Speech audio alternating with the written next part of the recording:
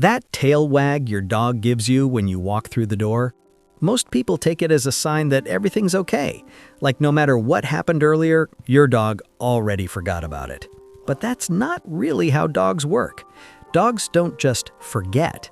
They just don't have a way to explain what affected them. And some of the things you do every day slowly weaken your connection with them, so quietly you won't even notice it until something already feels different.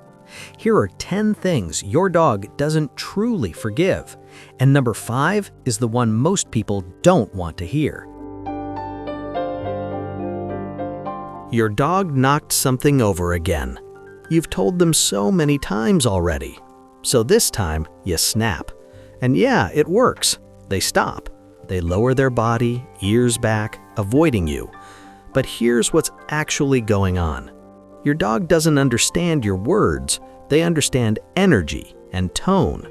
To them, loud doesn't mean don't do that. It means danger. The moment you shout, their brain switches into survival mode. Learning shuts off completely. They're not thinking about what they did wrong. They're just trying to feel safe again. Do this often enough, and something changes. They still listen, but the tail isn't as high. The eye contact fades. They're not responding out of trust anymore. They're responding out of fear. And that difference is everything.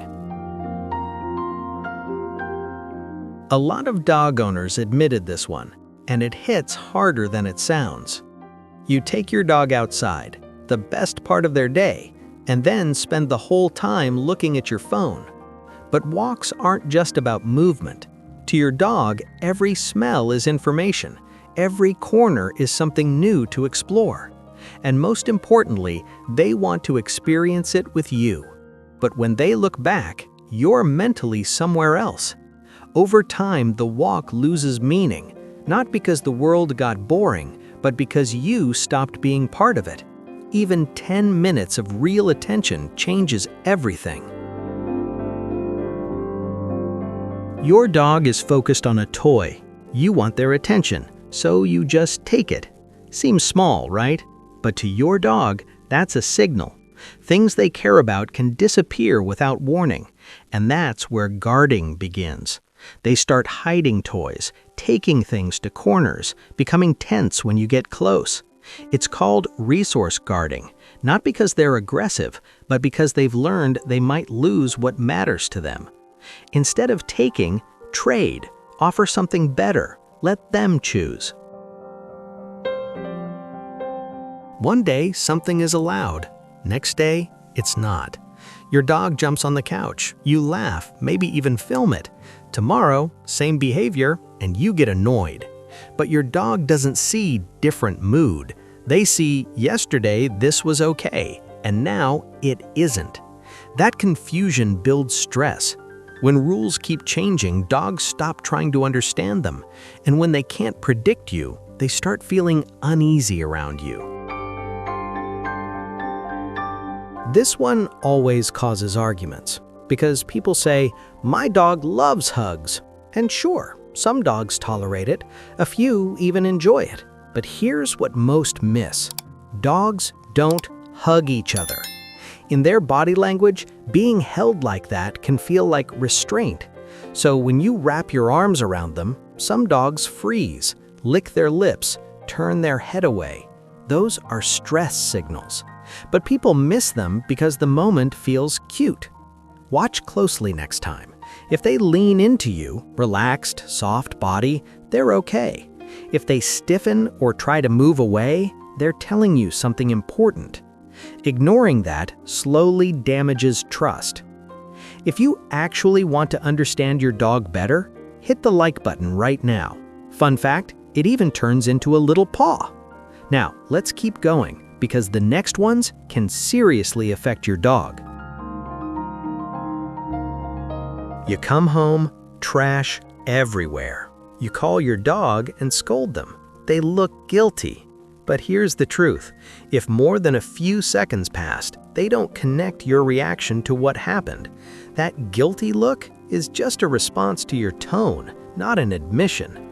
To them, it feels like you suddenly became unpredictable, and that's stressful.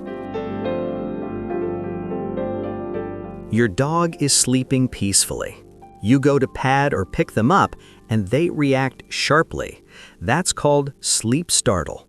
For a moment, they don't fully recognize what's happening, especially common in dogs with rough pasts or shelter history.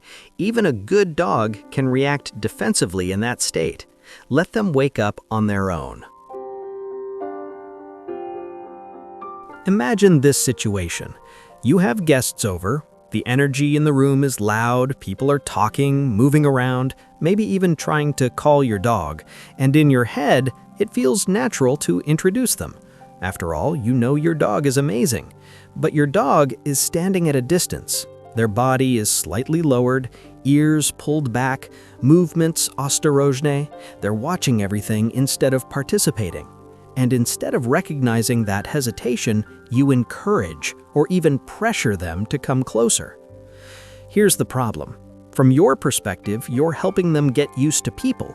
From your dog's perspective, they're being pushed into a situation they're not ready for, without control, without choice. And that changes the emotional association completely. Instead of learning that new people are safe, they start linking unfamiliar environments with pressure and discomfort. And over time, this doesn't build confidence, it builds avoidance, anxiety, and in some cases, even defensive behavior. Real confidence in dogs doesn't come from exposure alone. It comes from controlled exposure, at their pace, with the ability to step back. A dog calmly observing from across the room, choosing when to approach, is actually learning far more than a dog being forced into interaction. Because confidence is not about being pushed forward, it's about feeling safe enough to move forward on your own. A crate, when used the right way, becomes something very specific in your dog's mind. It's not just a box, it becomes their space, a place that feels predictable, quiet, and safe. A place where nothing stressful happens, where they don't have to stay alert or on guard. But the moment you start sending your dog there out of frustration, that meaning slowly begins to change. Let's say you're busy and your dog keeps coming up to you, nudging you, following you, asking for attention. Eventually, you get irritated and tell them to go to their crate. From your perspective, it's just a way to create some space so you can focus. But from your dog's perspective, the situation feels completely different. Your energy shifted, your tone changed, and right after that, they were sent away. So now the crate is no longer just a calm, safe place. It starts to become associated with tension, with being dismissed, with something negative happening. And dogs are extremely good at forming these emotional associations. So later, when you actually need them to relax there, whether it's during guests or bedtime, you might notice hesitation. They pause, they're unsure. Not because they're being stubborn, but because that space no longer feels fully safe to them. Over time, this can completely break the idea of the crate as a safe zone.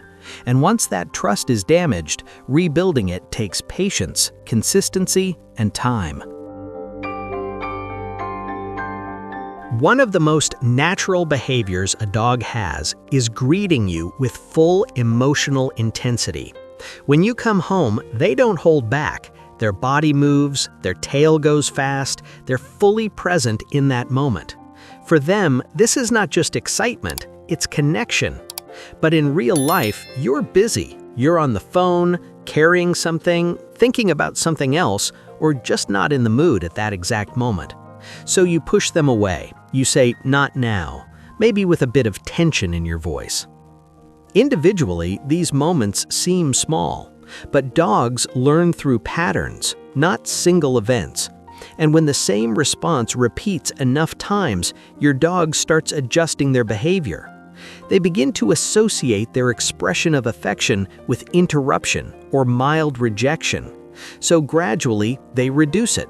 They stop rushing to the door. They stop bringing you toys. They stop initiating closeness as often.